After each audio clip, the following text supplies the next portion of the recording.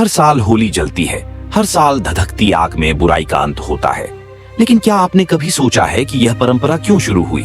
आज हम आपको सुनाने जा रहे हैं एक ऐसी कहानी जो सिर्फ एक त्योहार नहीं बल्कि सत्य और असत्य की सबसे बड़ी लड़ाई की गवाह है।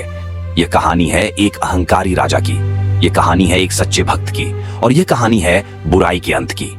हजारों साल पहले इस धरती पर एक ऐसा असुर जन्मा जिसने देवताओं तक को भयभीत कर दिया था। उसका नाम था हिरण्यकश्यप। उसने कठिन तपस्या की, उसने ब्रह्मा जी को प्रसन्न किया और उसने अमृता का वरदान प्राप्त कर लिया। न दिन में मरूंगा, न रात में, न किसी हथियार से, न किसी मानव या पशु के हाथों, न पृथ्वी पर, न आकाश में। अब मैं ही इस ब्रह्मांड का सबसे शक्तिशाली राजा हूं। उसने फरमान जारी कर दिया, राज्य में केवल उसकी पूजा होगी। भगवान विष्णु का नाम लेने वाले को कठोर दंड मिलेगा।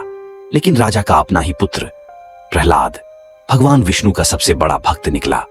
उसकी जुबान पर हर वक्त भगवान विष्णु का नाम था, उसकी हर सांस में भक्ति थी। यम नमो भगवते वासुदेवाय। प्रहलाद, क्या तुम मेरी पूजा नहीं करोगे?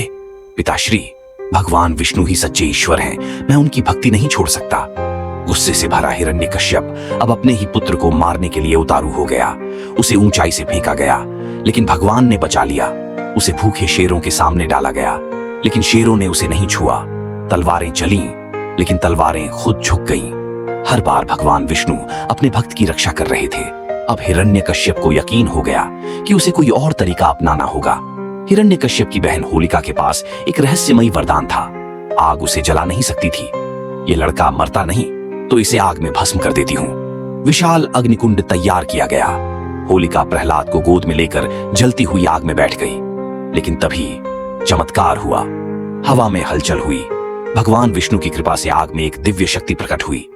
होलिका की चीखें गूंज उठी और वह जलकर राख हो गई। लेकिन प्रहलाद सही सलामत बाहर आ गया। सत्य की विजय हुई। यह सिर्फ आग नहीं थी, यह अहंकार का अंत था।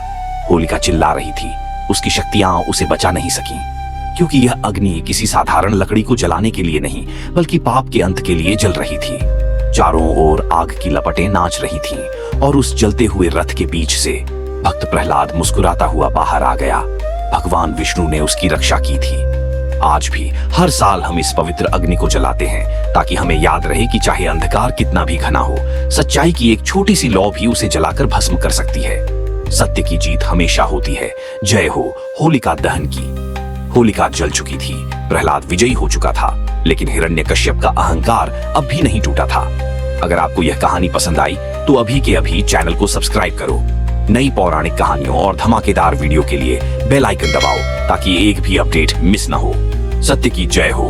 कमेंट में जय श्री हरि लिखकर अपनी आस्था दिखाओ।